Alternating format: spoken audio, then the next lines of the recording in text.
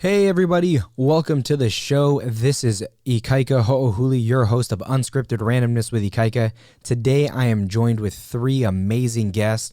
My first repeat guest, Steven Swink and Matthew Porter. Also, I'm joined by my favorite person on the entire planet. She is the reason why I am who I am. She's a reason for this podcast even being a thing. She is my beautiful, amazing wife, Ashley Hoohuli, who's joining us on this incredibly important topic of mental health. So enjoy these clips and enjoy the show. It's freeing when you talk to somebody. Mm-hmm. And it's not that, especially being all of us at this table are all involved in ministry, and it doesn't mean that your relationship with God is diminished because you're seeking help from somebody tangible. You really got to seek some help, bro. Like, it doesn't mean that you're not that strong of a leader, because I felt like 50% of me was a betrayal, right? Like somebody that, I mean, we weren't best friends, but I worked with this guy for like 8 years straight, and this guy was phenomenal. Day in, day out. And one of the strongest men I know. And it's, you guys each have, like, just sitting back listening, you guys each have individual things going on, but almost the same. Mm-hmm. Like, they're so individual, and that's an important thing too. You go to church sometimes and maybe you get this in your head, like, you got to put on the right stuff, you got to look a certain way, you got to act a certain way. We put that on ourselves. The church doesn't have a banner that says these are the requirements, the rules of what you got to, but we put that on ourselves. And I think if we could shed that and just go to church and be real.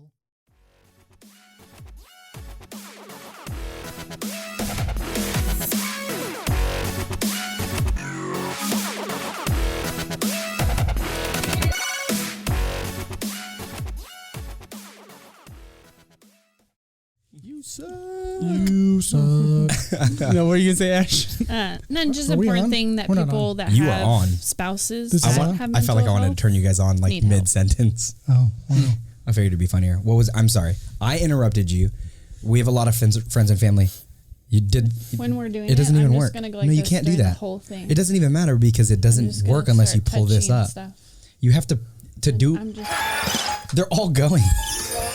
We're in the middle of the podcast. Wait, are we on right now? We are on. Okay, well, it's insight to your guys' marriage. I love it. Yeah, no kidding. On the marriage podcast. So, do we need to talk about marriage? Is that why you brought us here? We're talking about mental health. What are we doing? Yeah. We needed to bring two board members in. Really, we needed this is an intervention. To digest therapy this. session. Oh, okay. So.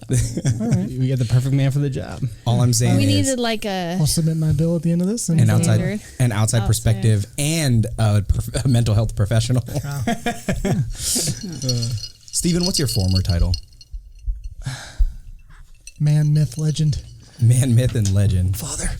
No, like professionally? Yeah. I'm a supervisor, a mental health program supervisor, but I would say my license is licensed marriage and family therapist.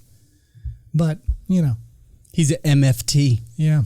And I think you should say it like that at work. I'm an MFT. Yeah, like just. But that could come off sounds like Totally, Steven. Yeah. That does sound like in like my building, there's a lot of them, so it wouldn't be like. They're like, and they're like, so cool, bro. Like, okay, cool story. Bye. Well, see you guys later. Good chat. I had to turn Steven's mic to voice strength strong. Wow. And tone deep. I don't know how I feel about all that. Kaika has a really mellifluous voice. Like, he's a radio voice. What word is that? Look at how mellifluous. It's like a good. Somebody's gonna have to. You know that someone's gonna have to stop the podcast. What's your official title? If I'm therapist and I'm like, what did you just say? What are you? I'm just a very highly paid janitor for the Air Force. Oh, I'm sure. Yeah. I flush problems, bro. That's what I tell Michelle. Just flush problems. You know what's so funny? So a staff person of mine, there was a client in the lobby and they were in crisis. And so he goes out there to help them, and the family's out there and everything. And he sits down and he's listening and he's kind of nodding, and the family like turns and looks at him and they're like, are you the janitor? They said that to you? To him. And he's like, no, man, I'm a therapist. He's like, they're like, oh, we're sorry. You just look like a janitor. He's like, what? I don't even know how to take that. So they're like, oh, we're so sorry. He's like, whatever. So I told him, you are a janitor, man. You're cleaning up people's lives. There you go. You're cleaning up their mess. Yeah. Why wouldn't they have gone with therapists though? And then be like, oh no, I'm the janitor. I don't know. They straight because the way They just go for the gut. the way he was like dressed, I guess they were like, oh, because he had like a bunch of keys dangling from his belt loop. So they're like, are you the janitor? Like Dwight Schrute in the office, he had like 100 keys. Yeah, the janitor's just sitting down like, so. He didn't introduce himself. Yeah, like, it was all weird. It was his fault. He should have said, hey, this is who I am, but whatever. Okay, so before the podcast started, Matt was diving into something that's super, like really, really on your heart right now. Yeah.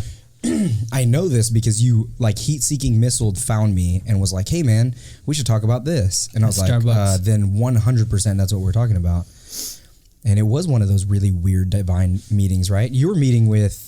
I was meeting one of the pastors of the church we go to, yeah. Yeah. Yeah. And we just happened to randomly bump into you. And in normal Matt and Ikaika fashion, we could not help but take 15 minutes to just greet each other. I know my friend was like, so let's wrap this up. Like, we're finishing coffee. Like, let's get this going. But You interrupted your coffee with someone else to introduce the... I was meeting with a friend of mine at Starbucks, and then a kike rolls up. We can't, like, not do the bro hug and then talk about Jesus for 20 minutes. Like, that's just the dynamic of our friendship right now. It is the dynamic of our friendship. I actually did feel weird. And then two things happened. I want to share a story about Ashley because it's the greatest thing to happen to anything ever. So I walk up. First and foremost, I've never met this person. I never met him before that. I did not know. I thought you guys had, like, at least introduced. Had never met him. Okay. Porter knows everybody though, so yeah, it's like, so. Well, I mean, I knew who he was, and he knew who I was as well because I'm married to Ashley, and Ashley's on staff. So he's like, he okay, doesn't really even know me either. Fair enough. He doesn't know me. So like, Matt. Adesha, right? You're like, it's Ashley. Oh, what? So I meet him for the first time there when I'm interrupting his meeting with Matt. Friend's really rude. The other thing is, and I guess there's a lot of guys who sing worship, so this isn't too crazy. So Ashley mentions Josh. Now Josh is like a good friend of mine, right? And he's like one of my favorite singers, period. Not just worship artist, one of my favorite singers. I love the guy's voice. And she goes, yeah, so, Josh is Ikaika's favorite singer. Okay, worship it sounds singer. like I just randomly, you guys were talking about we were Josh. talking about and then bringing Josh on the podcast. She goes, oh yeah, that's his favorite singer at church worship. And I'm like, yeah, that's not awkward. It really hurt his feelings, actually. It did. I apologize. Like tomorrow. Well, to be fair, kidding, Josh is his favorite, and he's actually my favorite. Very cool. Out of the guys. Yeah. So we didn't throw that part in there that day, Yeah. but afterwards we got in the car actually, and I was like, he's actually my favorite. So I don't know why I didn't throw that in there. Yeah, that happened. Might have helped. Yeah, that's cool. No judgment. No judgment on my Awkward. Well, see you later. That's pretty much how it happened. Yeah. That is how it happened. And Ashley was like, she turned the car on and was like, we're leaving. And Matt and I are still talking. And she's like, seriously, the car's on. We got to go. She already put it in reverse, like ready to go. Like, let's do this. Didn't she whisper to you? Like, yes, she rolled down the window a little bit and like, hey, psst, psst. We got to go. It's time. I can't remember what we said when we came out, and I was like, no, go back, get back in the car. Because we had gotten our coffee, and I was like, no, time to go. But then it was like, oh, I got to say bye. No, you don't. No, you don't. Nope. No. No, you don't. It's going to be another 20 minutes. So how did that lead from Matt's got something really passionate on his heart to a story about Starbucks? that is why this podcast is called Unscripted Randomness, because I seem to go on tangents. What? I've never known randomly. that about you. Weird. Do you want to point out that we're 2-time guests on your show? I think I should. You guys are my first repeat guests. Incidentally, my first guest ever. Technically, Todd Bethke beat you guys to the punch. Technically. But that was like a practice round, and that bro. one doesn't count. I'm just kidding. I'm just kidding, Todd. His podcast went on air. I'm on call and I got a call. It's okay. I'll be right back, folks. I'm still hold. listening to So the mental health specialist is stepping out to do work things. Put in work, bro. Yeah, he's gonna go do work stuff and walk out. No, I wanted to bring you guys in because when you talked about it, I'm like, that's a subject that is incredibly important, especially coming from someone. And I know it's weird to say, but you come with a unique. What's the best word for it? You come with like a unique amount of power in the church. I wouldn't use that word, but I think Yeah. influence maybe, or Influence, relationship. maybe that's what I mean. Yeah, influence. Maybe that's probably the best word for it. Sure. But I mean, you have that influence. And it's interesting that you're the one who brought it up. You're Yeah. like, this is what's going on. And that's why I wanted to have this. Yeah, so just so everybody's on the same page. So Kaika and I, we met at Starbucks at one time, just kind of randomly ran into each other. But over the last couple of weeks, something's just been really passionate for me is just mental health with not only ministry, but then also families and then people in leadership positions. And this is something I don't think we talk about it enough, especially in the church world, right? Like I think we were kind of addressing this a little bit before the podcast started, but I think especially with leaders in ministry or leaders in general, there's an expectation of perfection that people have. And I was talking to a younger pastor that is on staff at our church, and the way they explained it was like there's an expectation for every interaction that people have. Right? Like if you run into somebody in the hallway, or if you're speaking on stage, a text, a phone call, email, every conversation, there's so much scrutiny. And what that scrutiny can sometimes do is put so much pressure on people. And I think sometimes we don't do in life, but also in ministry, we don't do a good enough job addressing that and giving people the opportunity to talk about it in a healthy way. And so today, especially with Steven, a really good friend of mine, having him here from the clinical perspective, and then I think I have a pretty good view with ministry, and both of you guys are in ministry as well, Kaika and Ashley. Like, I think it's gonna be a good conversation over the next couple of minutes of what does mental health look like. Yeah. I'm back. Yeah. He just saved somebody's life in the last 30 seconds, so he's back. It's what he does. That's what he does. It's that Captain America beard. It really wasn't that exciting, but Yeah. It was the bill Sure. man. Yeah. Credit card guy calling, hey man, It was pay us a- $42. it was a free cruise. Oh, okay. Yeah. Carnival. So what are you seeing then? What are you seeing in ministries when it comes to, because I'll say this, right? I try to be an open book, and being in ministry is really weird because like it's random. I'll have random parents come up and be like, hey man, I listen to your podcast. It's really good. So they're listening to my innermost thoughts, the way that I am outside of ministry. So for me, where I used to be I was really bad. I was ashamed of a lot of like our testimony. And when I think about mental health in that regards, I mean, to this day, I'm pretty high risk for depression. Like if I don't keep constantly moving, like with the podcast and Sure. I have so many hobbies. I mean, I have too many hobbies. My wife is a saint that she puts up with the amount of hobbies that I have, because if I slow down, then I'll start like, okay, I'll just sleep in this day.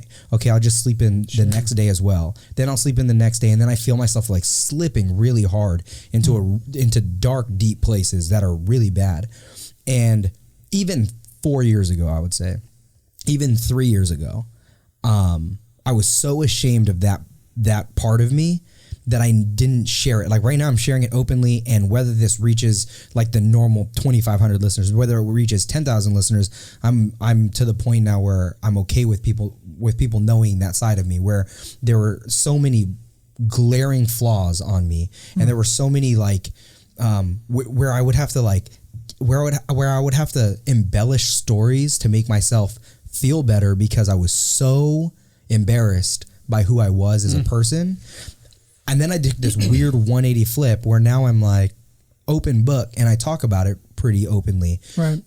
Like little white lies just to make myself feel better back then. Now I'm like, I almost joke about it. I'm like, I can't believe I would do something that it was so stupid.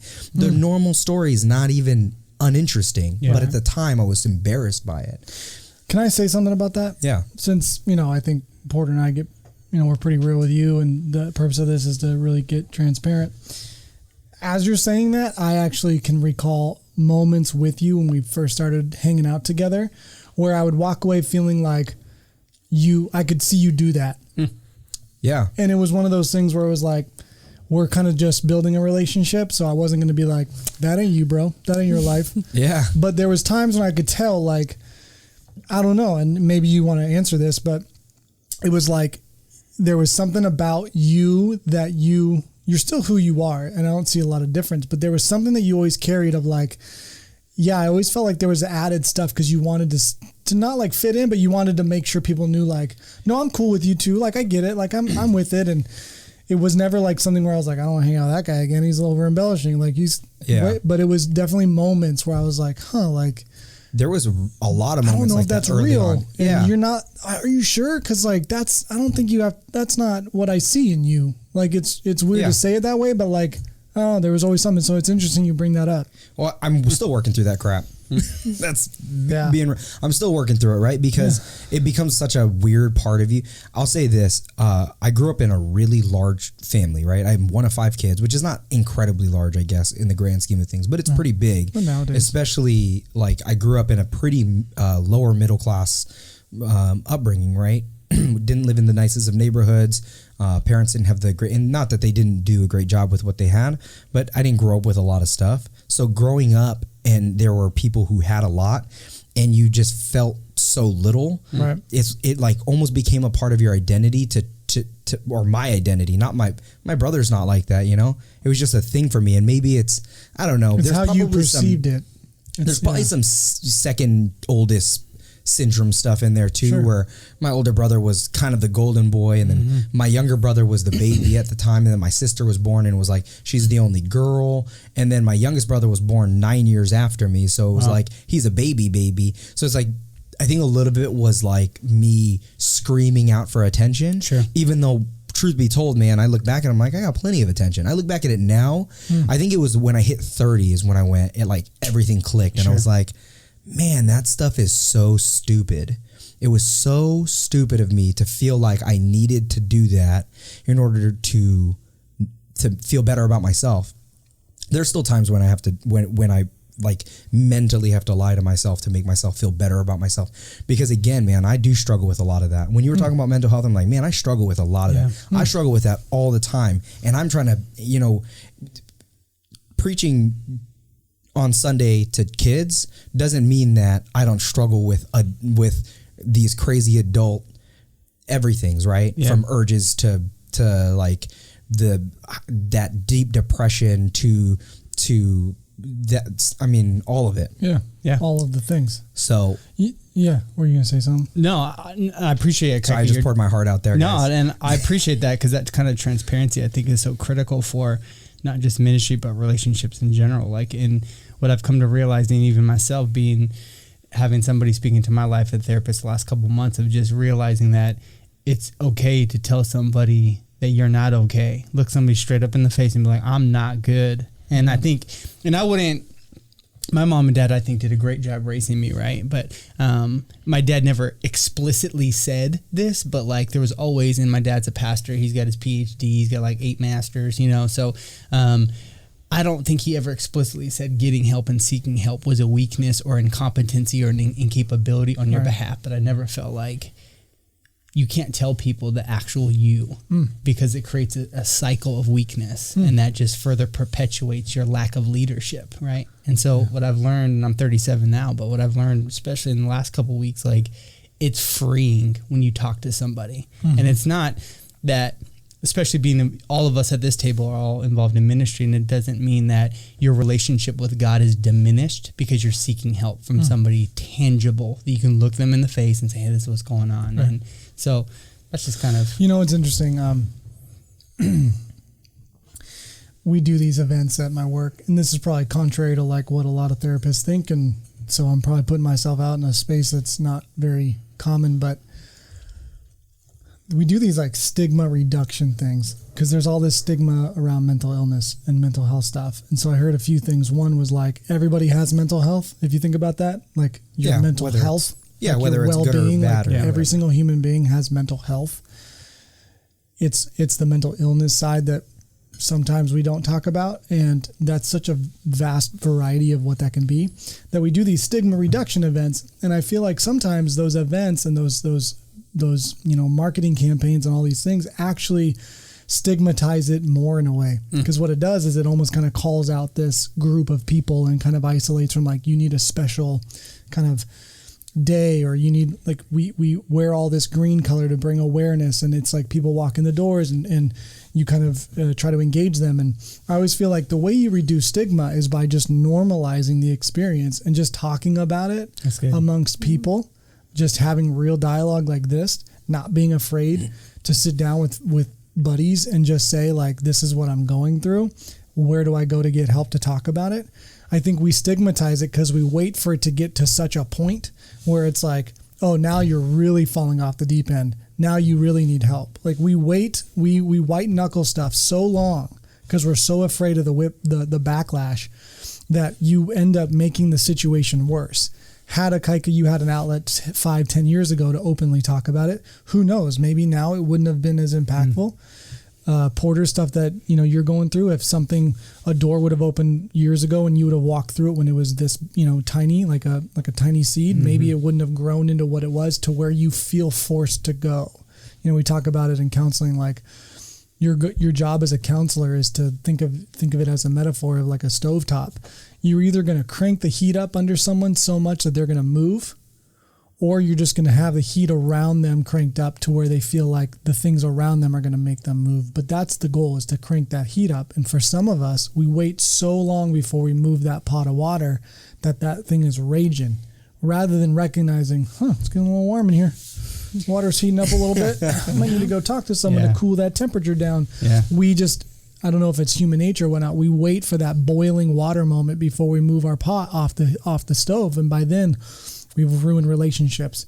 We've, isolated ourselves from people. We've done all the things that really make the situation worse. So I think it's honorable and cool that Akaika, you shared that, and Porter, you shared that, because those things, I think, hopefully encourage other people to be like, I don't have to be so extreme with what's going on to go talk to someone about it. It could be literally something small right now that's just bothering me and I don't understand it. I'm going to go just talk to someone who's objective to hear me out, help me figure it out, and see what I need to do with it. I think I really connect to that. And I think for me at 37, to share a little bit of a story, just why I felt like for me speaking to therapists was so critical. Like I connect to that seed being planted, and for me, not being able to address certain things, it came to that boil over point for me. And the therapist that I've been seeing recently, she said, Matt, you're going to be in a place where either a volcano and you blow up or you completely shut down, because you haven't had the opportunity to really address systemic things that are really happening in your life. And so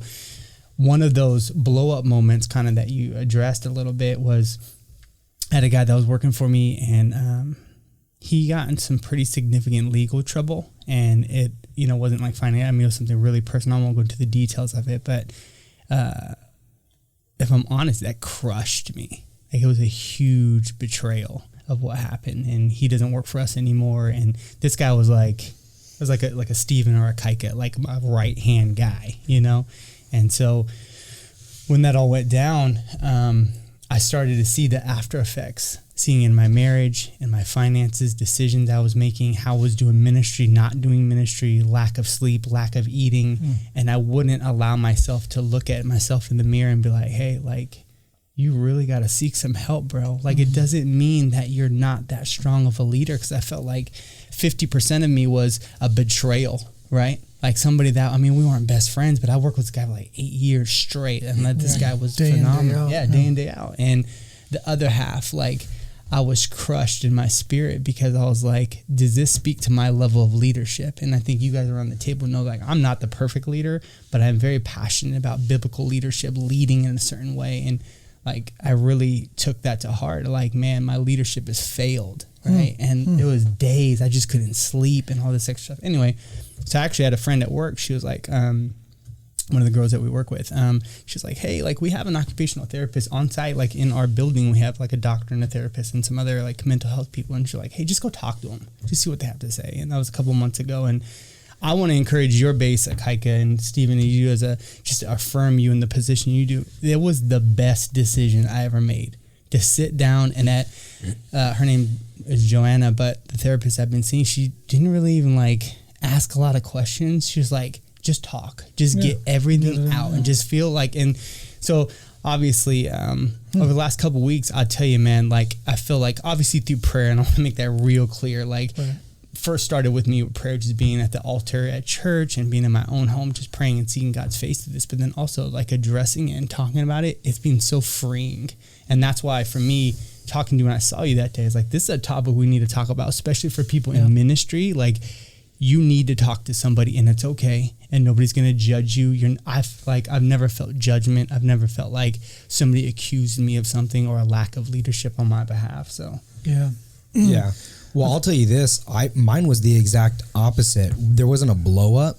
I think mine was so many years of this feeling of inadequacy that drove me to, like, I was a completely different person than I really was, but at the same time I was still me. Like you were saying, like you can see the person that's there, but a lot of what was on the surface was way off. And I never had that person to talk to.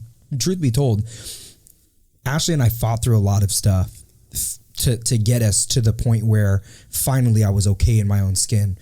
I mean, she put up with a lot. That's why I wanted her to be here, because one of the biggest things for me is that, like, man, the fact that she was like, she could have just bounced on me, because she's the only person that I can say, she knows me inside and out. She knows that everything about me, all the good, the bad, the ugly, even, you know, the stuff, everything.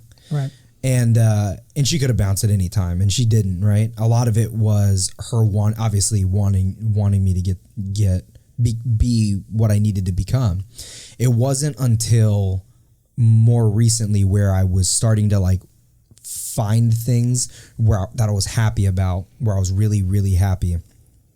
And so it was like a bubbling. It wasn't like a volcano was about ready to erupt. Like a slow simmer chili. I do feel like I'm really lucky. Yeah. I do feel like I'm really lucky though, because I never had the person to talk to, and I probably need some. Yeah. I probably need to talk to someone.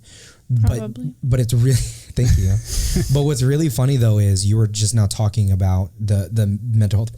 It all stems from God, right? Like, we have to pray. Like you said, we have to go to the altar. We have to go with open hearts, open minds, the whole nine. Right. So it's funny because today I had Todd Bethke over here helping me hang these panels. Got new acoustic panels, just hung them up in the studio, and he's hanging them up. And it's the funniest thing, because what you just said something just now, and it was like, man, that's a perfect time to bring that up, because he's helping me hang these. He's like this amateur construction worker. I don't know how the best way to put it. This guy, he built his own wall in his house. Like, he does all that stuff, right? He comes in and he's like making this diagram on how to make everything. And then he measures everything out, and he's like, bolt goes here, and then we hang everything. It wasn't like bolt one, hang one, bolt one, hang one. He was just like, he knew where all the measurements were. It was all perfect. And I said, man, can I, like, buy you a coffee or something? And he's like, no, man, he was like, no, you're all good. I'm just using the gifts that God gives me. I teach that to kids all the time, and it never comes full circle until a time like this, where he used a gift that was given to him by God to help me hang these picture or panels. You and other mental health professionals, like the guy that you talk to, is using their gifts from God as a therapist to be able to help manage those emotions, to help us in our flesh and blood here, face to face. Like you said, something tangible. And then you were saying where people feel like they have like they can't talk to somebody because it all has to stem from God. It's going to stem from God anyway. You need to be there with that servant heart. You have to go in there with that open mind and open heart. But these people have been placed, like people like Steven and the person you're talking with, they've been placed here with that gift to be able to help someone get through that. So I think it really, like that right there, just reflecting and listening, hearing that, it's like, it's, I think it's silly. Saying it out loud, it's like it's silly to not go get help, right? Yeah. Yeah. I know that was a long walk for a small drink of water. Well, I mean, I'm no expert, obviously, in the Bible, but I would be shocked if God didn't put people in positions to help people get through things, right? That's the whole idea. So it doesn't just stop with your mental wellness, because you can't argue, God gives surgeons the hands to do operations, but then not include there's also therapists to talk to you about this as well. Yeah. I'll be transparent. I told Porter this, I think, aside from my wife knowing this and Porter knowing this, when my grandma passed away back in February of last year, I think that for me was like the stovetop just really cranking heat. And I was like, something is not right in me. I just wasn't feeling like myself. It really kind of was like that kind of catalyst for like, all right, I need to analyze some things. Like the joy in certain things was gone. And I started like kind of getting, I don't want to say angry, but I just always had this edge on my shoulder. And Lindsay could feel it and I could feel it. And I was just like, I'm going to do it. I'm just going to go talk to someone. And I made a phone call, same thing as Porter, just went down and talked to someone. And what was really interesting about it is this whole time I am in a profession where I preach that to people. And then here I am not utilizing the resources that are there to help me get through something, because I myself was like, what does that mean about me as a man? Does that mean I'm not as strong anymore? Is my wife going to think that I'm a weak person because I have these issues I need to talk about? And really that opened up all this stuff from like past stuff I didn't let go of that I was carrying forward that I didn't even know was there. We did some techniques, man, where I was just like mind like blown, like just weights dropped off. And I realized I'd been praying to God well before that about some of the struggles that I talked about in therapy. And I was like, help me get through these things. And I was praying for them to happen in certain ways. And it really was through therapy that allowed me to get those blessings onto my life, because I didn't tell God how it should have happened. I just prayed for God to make it happen. And God led me to a counselor who opened that up. That's so good. And allowed me to talk about them, to where then I realized the giftings that I do have. And then I started running. And in my running, I would just praise God. I had never done that before. All my prayers were, God, this isn't working out for me. God, this isn't happening for me. God, woe is me, woe is me. And PG had a sermon. It was like, stop being a victim to your prayers with God. Pray to God about the strength that he is, and tell him what you need and believe in his power. I think a lot of times we go to God and we're like, God, I'm just really sad today and I really need help. It's like prayers worrying out loud. And just please don't make me sad anymore. Okay, bye. And then you go and live your life. I realized like, no, man, that's not the way to do it. God led me to a counselor to get the realization, I need to take control of this. This is on me. So I started running and I started praising God in the times of the things that I was stressing out about for years. And I swear to you, like no joke, hands down, doors started opening up that I would have never fathomed. That's so good. Things that I was like whining to God about for years finally switched for me to where I was praising him in my runs, even in the hard times. Doors started opening. I couldn't contain the blessings. And it just really opened it up. And so when Porter said, hey, I'm going to go talk to someone, I was like, dude, like, if I can give you a word of encouragement, like, you are a stronger man, you are a stronger leader. I firmly believe that by going, because what you're doing is you're telling the devil himself, I am not going to let you define my life. This is not going to happen. I'm going to take control. I'm going to own this. I'm going to look at it. It is hard, man, to like, I mean, I don't want to speak for you, but it is hard to go sit in front of a therapist and be like, this is what's wrong. This is what's going on in my life. This is how I feel. Like, talk about vulnerability. And then to walk out of that, like, I'm leading my son to teach him how to better handle his emotions. Yep. I'm better about myself. I'm treating my wife better. And to your point, Akaika, about Ashley, like, if it wasn't for Lindsay and the way she was been patient with me and my struggles with just battling in my head about some of this stuff, like, hands down, I don't even know if I would get through half the stuff. Like, Lindsay is a rock. And like, if it wasn't for her being like, hey, I love you, I'm here with you. Like, I think it's okay that I share this, but I was a jerk one morning. I was like quiet, wouldn't talk. So she could tell something was up, and I just went to work and I was like pouting, and she just was crying. She was like, what's going on with you? I feel for you. Your heart is broken. Something's wrong. And I just broke down at work and was like, I am stressed out right now. And talked to a therapist more about it. And that and letting God literally take control, things have just stabilized and I feel better. I think our marriage is stronger through that because I was able to share with her some insight into what was going on. And I firmly believe there is a place of God speaks to you in all of these ways. And sometimes it's the way that you doubt will work. And when you finally do it and you trust God, like, hey, okay, you're leading me here, he's going to bless you, and it's going to let go of some things that you've thought you can figure out yourself. It's going to help you, because through that, I firmly believe God orchestrated that for me. And I'll be the first to say, like, God has opened up so many doors the minute I changed my perspective to, like, you are a good God. You are a God who's going to give me the strength. Like, the minute I changed my prayer life and my perspective of, like, I'm not a victim.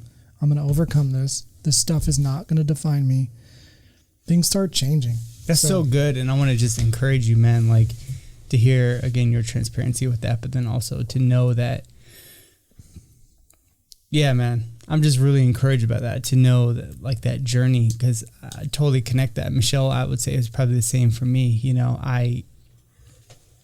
you've heard me joke about this before, Steven, but, like, Michelle and I have milk on the counter arguments where it's like you argue, I'm dead serious, you argue about milk being on a counter, and, you know, like Ryan at our church has been preaching about the product of your life and, like, root issues. And so, like, I even say, like, the last 3 months, I would get fired up about the stupidest stuff. And that's just not me. And, like, using, you know, mannerisms, tone of voice, language, blow-ups of it, the simplest things. And even, like, one day, me and Michelle even was like, kind of like how Lindsay was for you and Ashley for you, Kaika, just like, there's something wrong. And it's okay for you to admit it's wrong and for you to talk to somebody that's not me. That, to me, for when Michelle kind of addressed that with me, and I was an emotional wreck. Like, one day I remember just, you've been super honest, and I don't want to get emotional about this, but I remember being at home and just wailing in my bed. Like, I had no reason I was crying, but I, like, sat down, and then, like, you ever feel like the weight of the world just crushes you. Like, I feel like somebody threw, like, cinder blocks on me. And I remember, like, just in my bed, my face was in my pillow, and I'm just crying. And I legit had no reason to cry. Yeah. I mean, it was a rough day, but I've had that moment. I think this is amazing, because honestly, in my eyes, looking at all three of you guys, like, you're strong men. Like, I don't know. She's getting me all emotional right now. I don't think honey on the biscuits time. Come on, it is honey on the biscuits time. honey on the biscuits.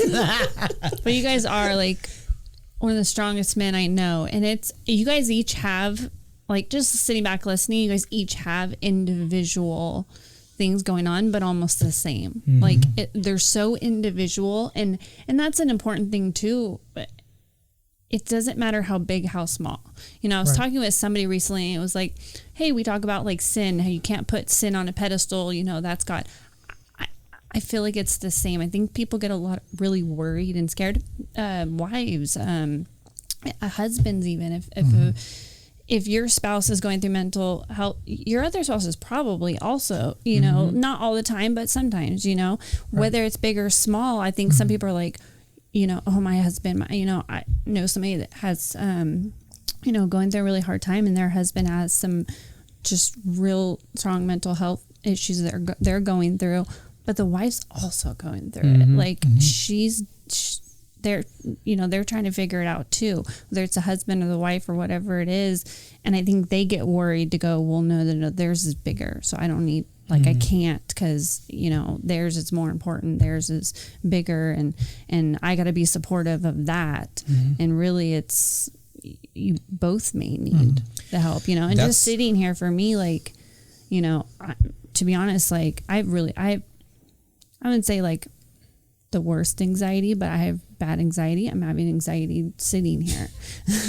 I mean, you even felt my, you know, my heart racing, like, no reason. No, I have no reason why. No, there's no reason for it. It just comes up, and just even coming home, you know, I get this weird attitude because I don't know how to act. Like, I don't know how to be. I don't know how to act when just weird things. There's just different behaviors and different things that you need help with.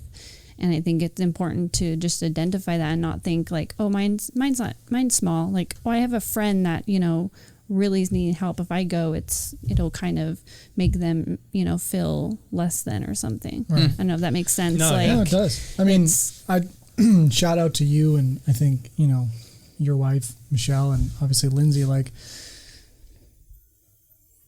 dudes need godly women in their lives to walk with them through this, because you don't realize, like, Parker jokes, he kind of tells us that, like, my wife runs the house and, like, I just kind of go and live there.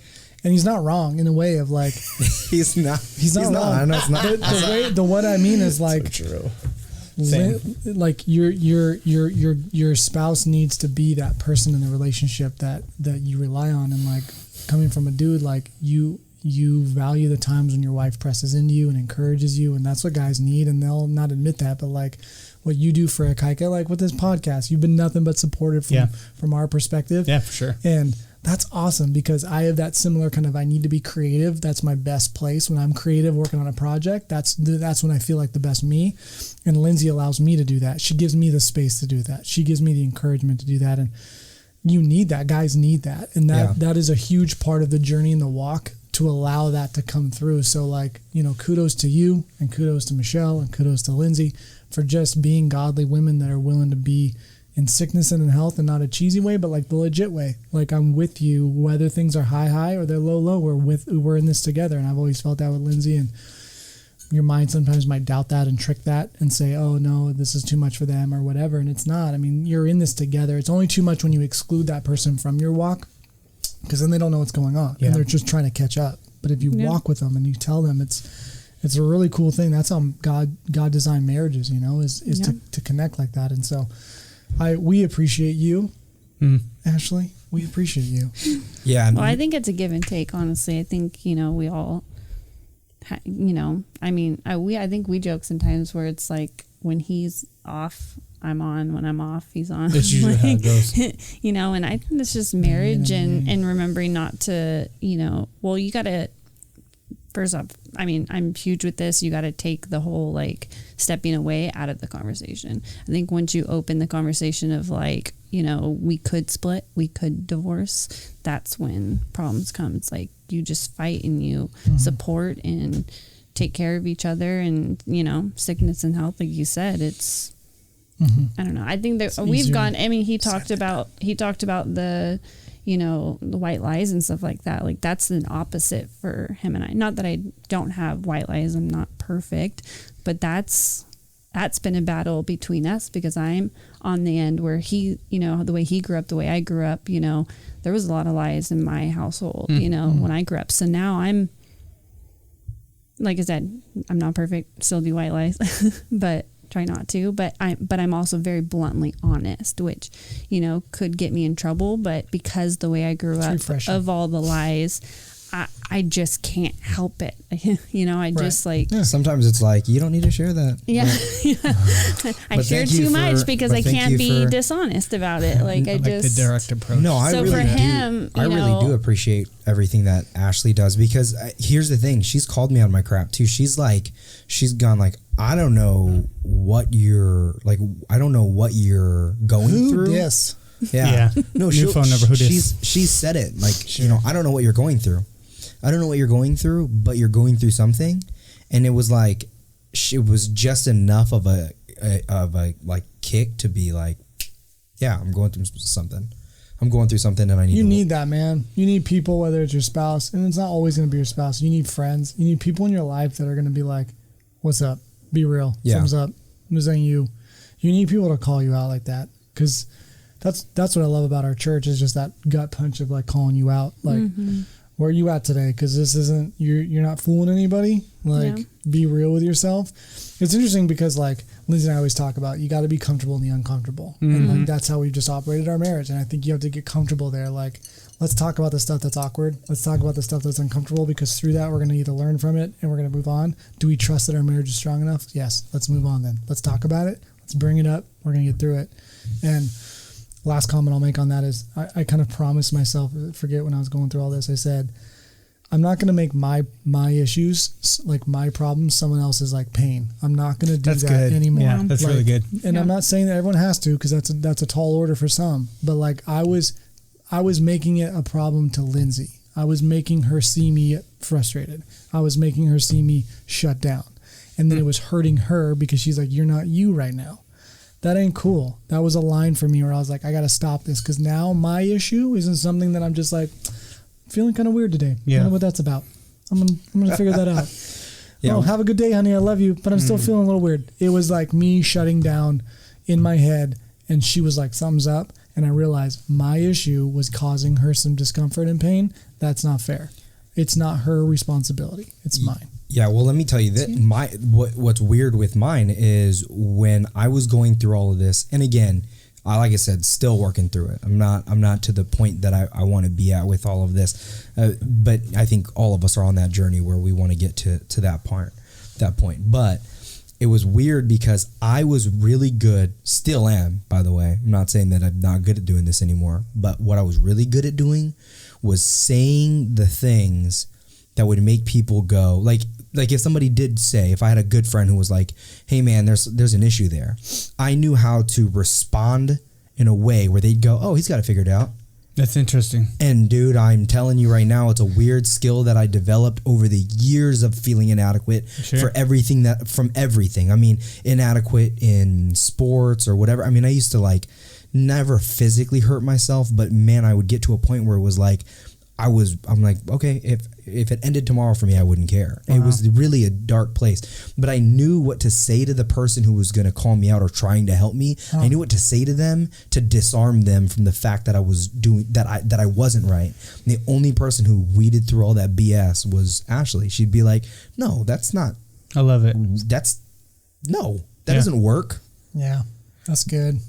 But I was really good at fooling everybody. I'm not even joking. It's like you spent so much energy practicing fooling people than just like looking at it. Just do it. That is so crazy to me. Like to kind of segue for a second to Porter's comment earlier about like, I feel sometimes for our pastors in that, because like you were bringing up, I think they get caught in, when you and I were talking about this, like I can't, and maybe I'm over speaking for them, but I feel like sometimes in a pastoral role, you're like, I can't really share this because I'm supposed to be a leader of people.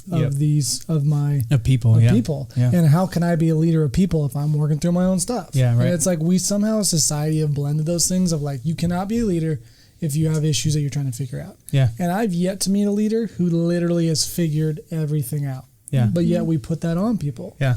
Which is so funny. It's a breakthrough almost though. Yeah. If you do open up and you do show people, it's freedom for you. It's freedom for them, because who knows what that table, who's going through what. Yeah. Oh yeah. Like, and I think for me, when I was talking last week when I was talking to my therapist, she said, for me at my job, I have a small team, but she's like, you can't lead well if you're not leading yourself first.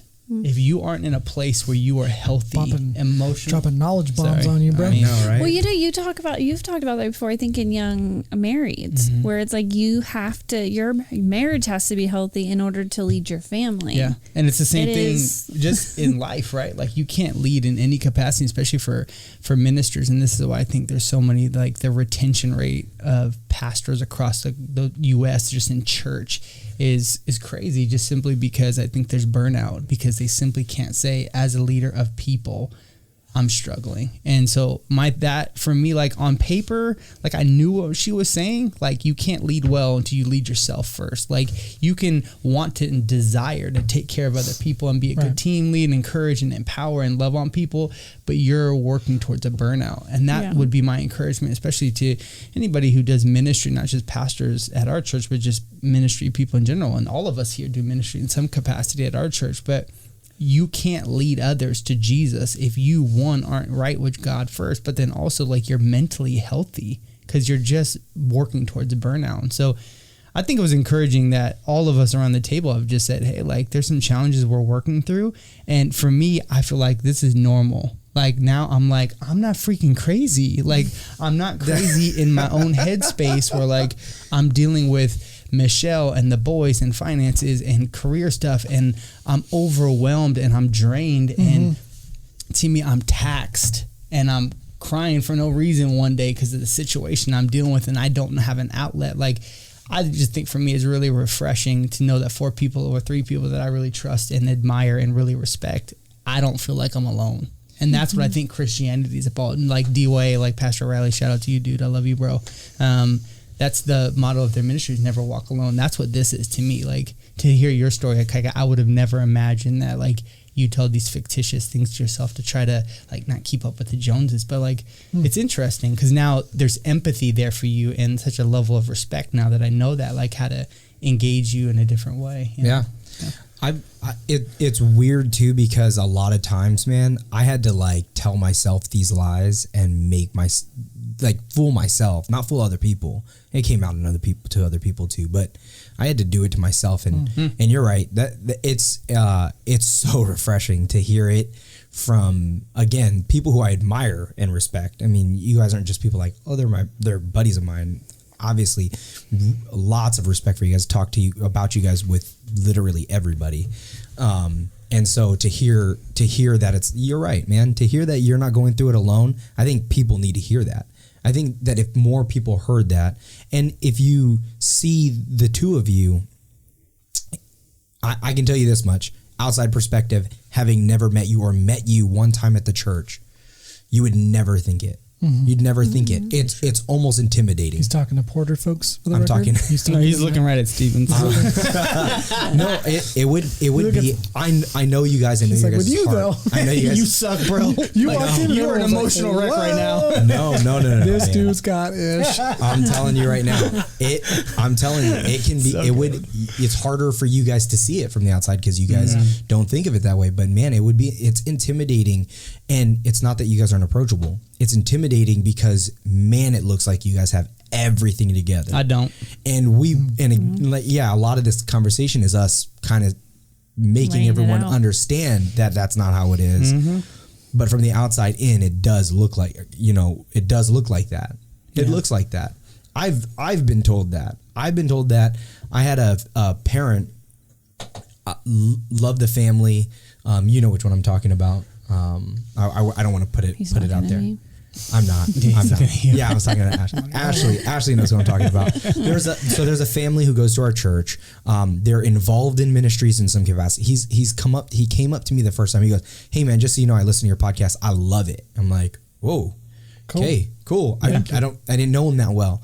And then every week he'd be like, "Dude, the podcast with," and it didn't matter who, and he would talk about it. And he's like, "Man, that was awesome. It helped me through this. It helped me through that. It helped me," and I'm starting, and then I realized like, that's why I love this.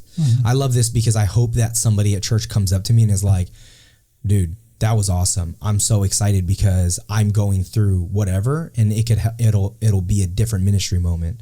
So That's good, man. I think it's good for people to understand that, man, just board members of the church doesn't mean that you're not going through stuff. All of the pastors at our church, they've all gone through stuff. Ryan just preached about it this last week. Ryan was just talking about, man, I walked away from God and I got called and I walked away. He called again. I finally answered the phone. Right. That's why I think I draw so much to the church is the honesty, just even just the first time hearing Pastor Greg speak, like he just is so crying, real. By the way, FYI. I'm putting that out there. He's just so real. Like even it was just like, you're all hypocrites. Like, that just, I love that realness of like realizing, we really are. Because if we're willing to open our minds to something different and allowing ourselves to grow, even outside of our comfort zone or what we are supposed to believe or what we grew up with, just a simple thing like, we used to go like, "Oh, this is me. Well, this is me. This is who I am." Like those were a lot of our arguments. Change me. Yeah. This is who I am. You got to, and that here, Pastor Greg preached on that, it was like, no, if you're willing to grow, not only in your faith, your walk with God, like just grow in your perspective, everything, then no, you can change you if you're willing to. And that's such a toxic statement. I'm just how I am. Yeah, no, that's yeah. such a toxic statement. I've said it. Yeah. If I'm being real, I said it. Yeah. I've said it to myself. Yeah. When it gets hard, I notice when the world just feels like I've tried this, I've tried that, I tried this, and it's still not better. That's when you start going, you know what? It's just me. This is just me, and that's just who I'm going to be. I think that just comes out of desperation state, and then you realize like, no, be logical. Everyone changes. Like you're not the same person, whether you think you are or not. You all change. Everyone evolves, and what this whole experience has taught me, just going to counseling and just talking, is like really trying to understand things deeper than that surface level perspective. in anything. You take for granted, sometimes you watch like an NBA game and you're like, missed that shot. Yeah. Yeah. And then you go to the court and you play with some people, and like 10 minutes in, you're like gassed and you're like throwing bricks all day. You're just trying to breathe. And you're like, okay, I have a whole new respect for like athletes at that level. The same thing goes for like people at church, perspectives, everything is that if we can use these kind of conversations to really look at people differently and look at people like, what is your journey and where do you see the world through and what lens, and take a second of a time to get to know someone better, I think we would all be surprised what we all walk around with and how we can help each other through it. Because you and I can connect on this because we're both in a similar situation, talking to someone that like, I'm there with you, and that's a cool experience to have. Now, imagine if we as a church and the church body looked around and supported our pastors, supported the other board members, supported the congregation, and really said like, what is it that you're going through? What's up? Let's walk with you. That to me is changing people versus you go to church sometimes and maybe you get this in your head, like you got to put on the right stuff. You got to look a certain way. You got to act a certain way. We put that on ourselves. The church doesn't have a banner that says these are the requirements. The rules of what you got to. But we put that on ourselves. Yeah. And I think if we could shed that and just go to church and be real and just have those dialogues, that to me is really where you really start impacting people and changing people. That open communication would solve everything, but unfortunately, it's so unrealistic to think that we would all do that. So here's something that's fun. I'm not saying that we shouldn't try. I'm saying that it's unrealistic. Down or I'm seriously. He's like, great thought, bro.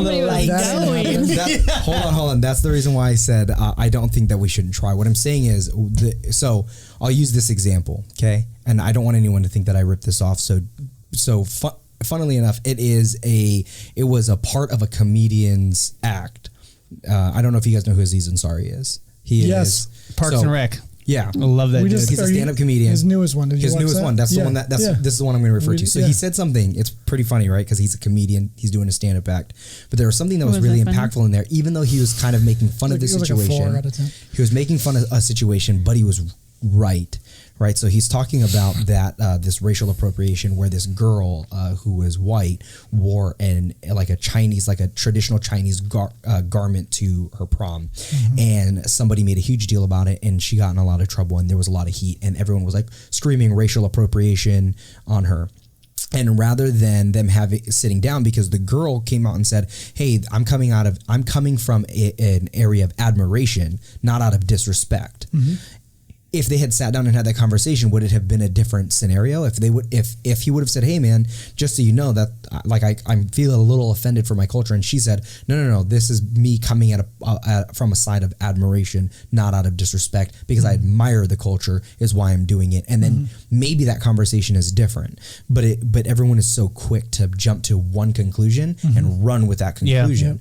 Unfortunately, it's the same thing with a pastor, or especially someone of influence, where it's like it's easy to write them off from one thing. For sure, that's man. wrong. They drive a nice car. Well, how are they making all that money over there at that church? Yeah, and it's like, do you want to get to know that pastor before you judge what car they're driving? For sure. Maybe the car was given to them by someone else. Maybe they saved all their money and bought that car. Crazy. And that's the thing. It's so hard for anyone to. It's so crazy that the conversations don't happen when they need to, and that's like across the country with every issue, whether it's religious, political, or what have you. Dude, it's just misunderstandings. It's not communication, communication, not getting in someone else's shoes, or just not opening your minds up. Like something I've been trying to do a lot lately is, if something is going to start upsetting me or irritate me, or if I question why, like if company does something or whatever server does something, I try to go, well, why? Like, there's probably a reason. Like, I just tell myself, now we don't want to shy away from like what's actually accountability and all that stuff, of course. But you got to sometimes think like, there's a reason why, like even with the church, it's so huge. I think even just recently we had somebody come in and, asking for something. It's like, it was something that we, I know some people, it sounds crazy, but it's like not a member, there's just some things we can't provide. Right. And there's reasons to why. It's not just we don't want to. Yeah, like sure. we do so much, and people get so angry and so mad and start screaming, and it's like you just don't stop to think, well, why? Like, there's a reason. Like, Right. understand. Like, even just try to listen. And sometimes you don't get a reason, and you just have to know that there is a reason. It's not somebody trying to be malicious Sure. or anything. You just kind of. I know it's hard getting into someone's shoes or something. Just, I don't know. Yeah, so true. You're so Yeah. hot right now. Oh my gosh. Okay. We're still here. Is she not a natural? You're though? not looking She's at a us. natural on the podcast. No, you're doing great, Ash. I And love for it. those who aren't here, he's looking at his wife. Just want to Yeah, put it not out look- because there's been a few times you've made comments. And I people did don't get a know new who you're shirt at looking Kaikas. I mean, at. Sure does look good. You know what? And here's the thing: if anyone listened to our first podcast together, I did say you're a good-looking feller. Yeah. Those you were did. my He exact was words. looking at Steven, not So, me. But that time, I said it about both of you because you were You talking dress about. fancier though to these. that's Michelle. I was were wearing talking like a about the- t-shirt and like warm-ups, and you're like suit and tie over here with a matching ring to his watch band. Okay, I'm gonna- just glad you're letting Steven talk a little bit more this time and Agreed. like introducing agree. him to no, he as didn't. a person. He didn't introduce us at all. Well, not No, introduce, but The at first- least let him like. So the first podcast, I don't know if you remember, I introduced Matt in the most Oh, yeah, you're spectacular very- way. yeah, very gracious. you can and almost feel Steven's- and like see Steven. It's like he's like in this like the lights I are know my down on truth. him. It's all good. You're like, hello, I know who I am. I'm there. You know who you are in Christ, man. It was like That's you what were matters. far I don't from need the you. mic. I don't need your judgment. Yeah. I love it. Centered myself. I'm zen. Yeah, the first podcast was a little bit more lighthearted, I think. This is deep, dude. Can I This- tell you this something is though? like- this is We like were worried about if this was Tahoe deep. we Yeah. were worried if it was going to get to like too deep, right? And we're like, oh, it's gonna. But I got to tell you, man, I don't care that it wasn't super lighthearted and fun. I love that it was. I like this one. This Yeah. is good. Well, I think like for your first podcast, like you Oh, can you imagine? to start with Like, this, I think you'd everyone's be like, setting a oh. tone for like, oh, Yeah. I'm Maybe- not listening to that maybe. podcast. maybe you've got some listeners now that are used to the lighthearted stuff, and then they hear this, and maybe for someone, it's like, huh, I needed that today. Yeah. I don't know, or maybe There's they're so- just like, there's get so back many to the fun topics. stuff, guys, because that was like Like not my deep. Yeah. tea. There's so many topics though. I mean, even today I was thinking, like I was on, Facebook listening to conversations and just, family dynamics and stuff too. There was somebody on there asking about their husbands and they're having a new baby and they're like, husband doesn't come home till late at night. And so it's like, and husband's like, the baby's your job because you're a full-time mom. And I think that happens even just on the messages, looking through it, everybody going through the same thing. Everyone's going through everyone's having that same conversation, same question. Husbands and wives are having the same, battles of like, who's responsible for what, like that Right. type of thing. And so these conversations, same thing. It's like a lot of people are going through it. So Yeah. you need to hear those. Everybody, man. It's funny Yeah. because like when I became a dad, I think I prepped myself to be like, I got this. I'm a therapist. I know how to handle all of it. And I just thought I had it. And then like I became a dad and that like all went out the window. And then people still would come up to me and like give like, so like help me through this. And it's funny because one thing I've realized through all this stuff is like every marriage is its own. Every family dynamic is its own.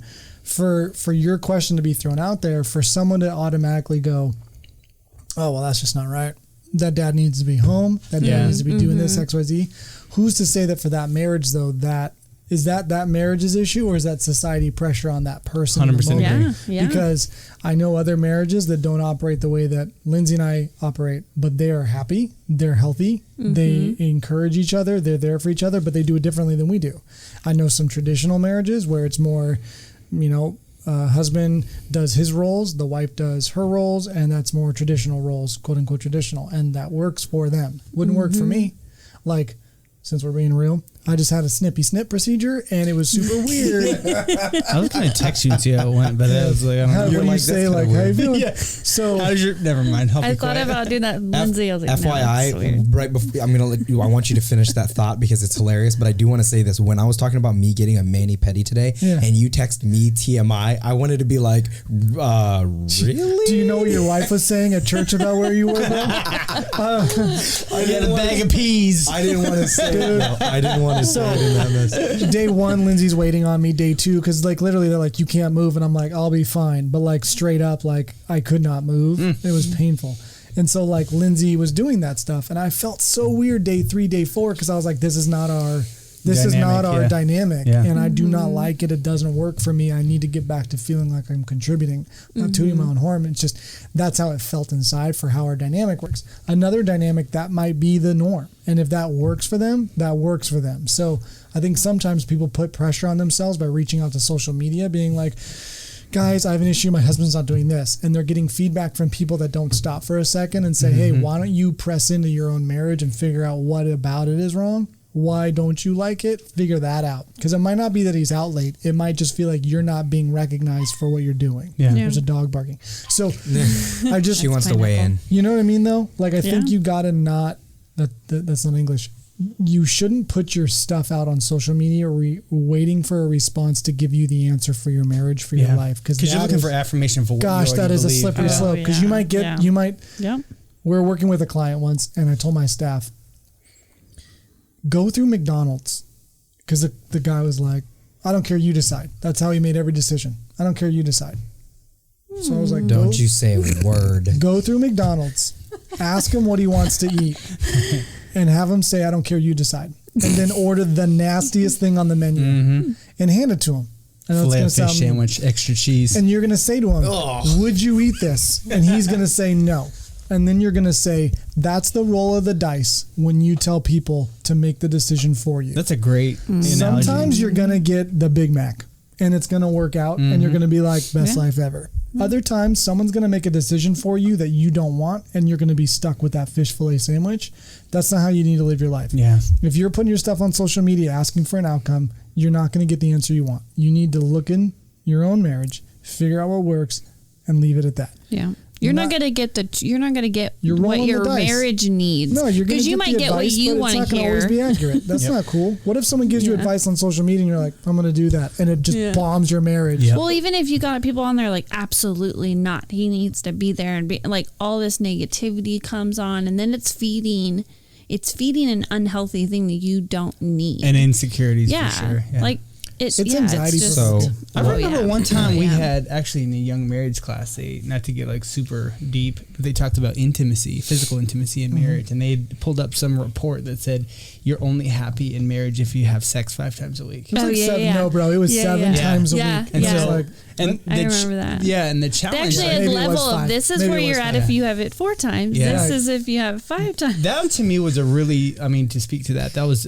to your, kind of your point. That was a really difficult conversation to have, like, because like Michelle and I, we just had a baby. And so the dynamic of what intimacy and relationship looks like isn't always just physical intimacy, right? Yeah. And so that dynamic changes. And so that was just a hard pill to swallow. So like, again, just to your point to social media, like putting things out there, you got to be real cautious of what voices you let in, especially like mental health. Like the Bible is real clear about talking about like how many people we let actually influence, you know? Yeah. So, Right. yeah. Well, I'm going to get You can tighten that if you.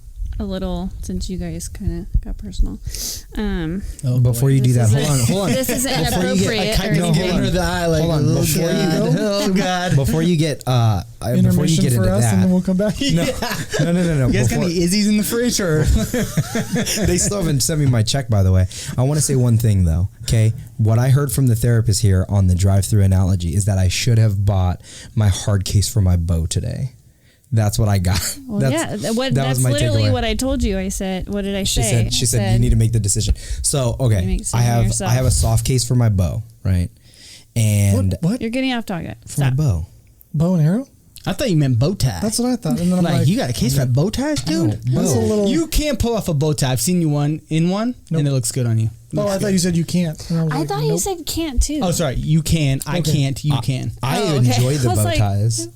So I'm in my bow. So I was He's literally doing hand driving. motions for the bow right now. I know, nobody else can see it but you guys. We get it now. Anyways, so I was driving on my way to Wilderness Archery. Shout out to Wilderness Archery because they're awesome.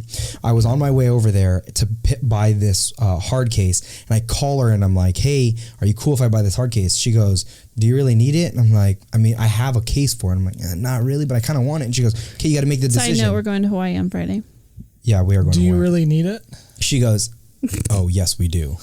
We'll get onto that. We'll get onto that topic when we talk about intimacy again. Okay, because we're going with no kids. Oh wait, you're not going with the kids? We're not going with the kids. Coming back with the First baby. We're not coming back with a baby. No. Baby. I'm getting the snip set procedure pretty soon. Before Probably- Friday? No, I was not gonna before say, Friday. well then. No way. No. That's not how science So works. this is, you want to know? Last time I checked, it's not how God designed Just it. because you think you're getting it does not mean you are free. So I am. I'll tell you this much.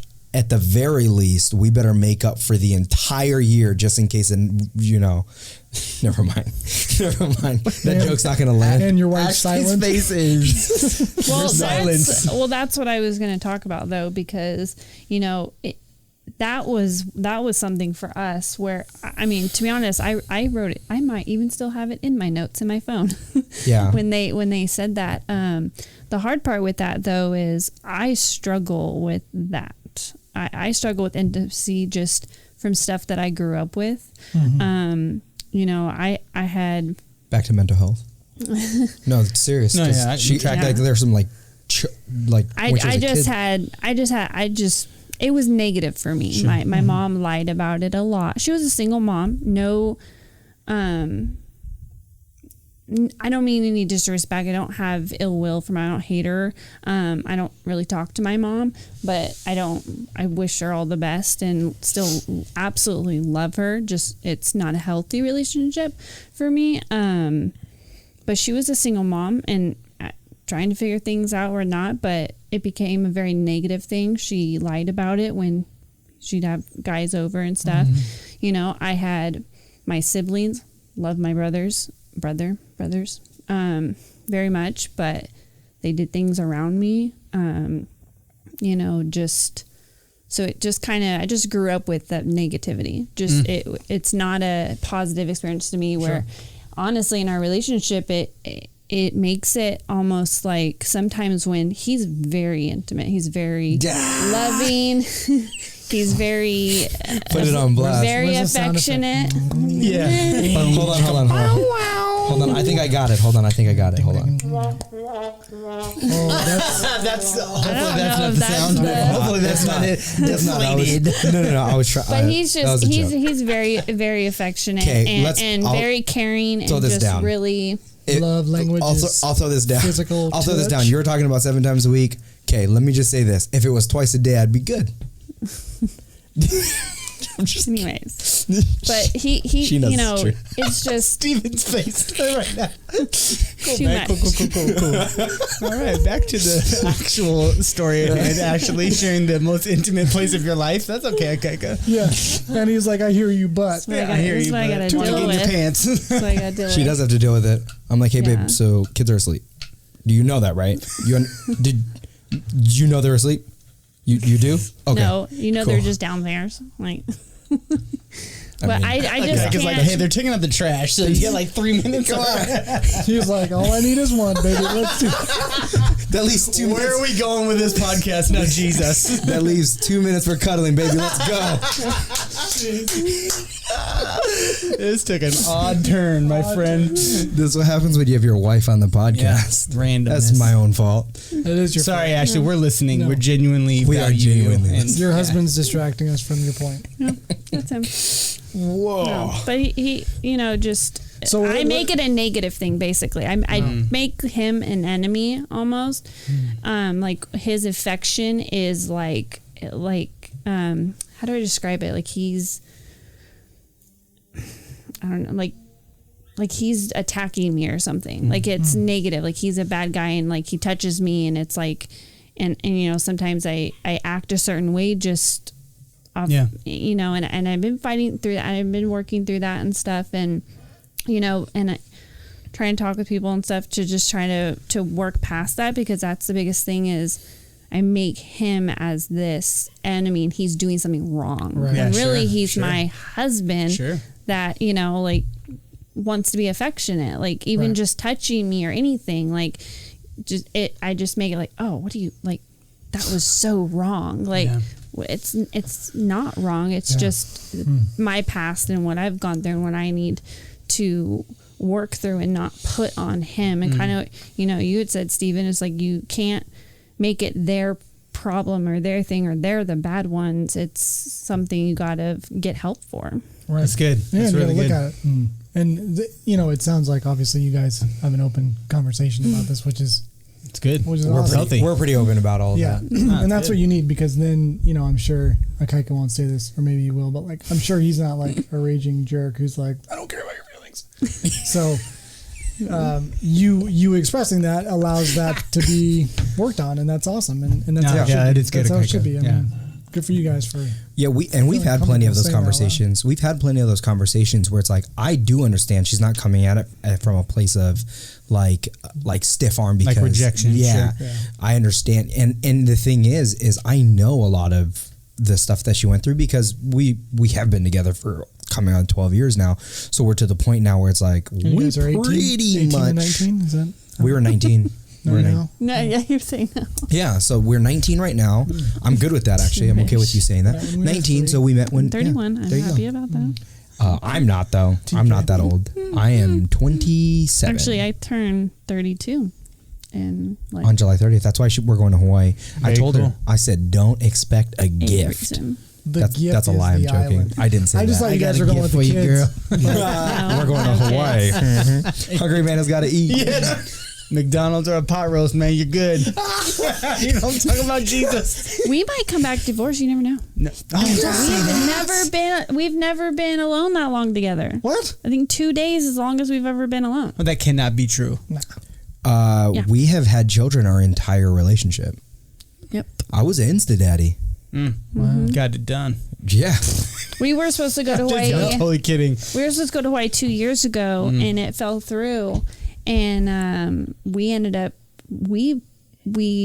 so then we lost our sitter because they're like, well, you're not flying out, so you know we'll watch him for 2 days. But you know, so it was like, okay, we didn't know what we were gonna do because we packed up the car and we're like, You can't drive to wherever, Hawaii. like Yeah. we can just No, we wherever were we going to can. Hawaii, though. You guys I think know we were that? gonna try to go to like Santa Cruz or Yeah. something because Okay. Hawaii I thought fell. it was Hawaii. No, Hawaii fell through, There's no so we bridge. were just Didn't like, we go to like Tahoe? we have to be alone somewhere else. We went to you Tahoe, know, didn't we? something.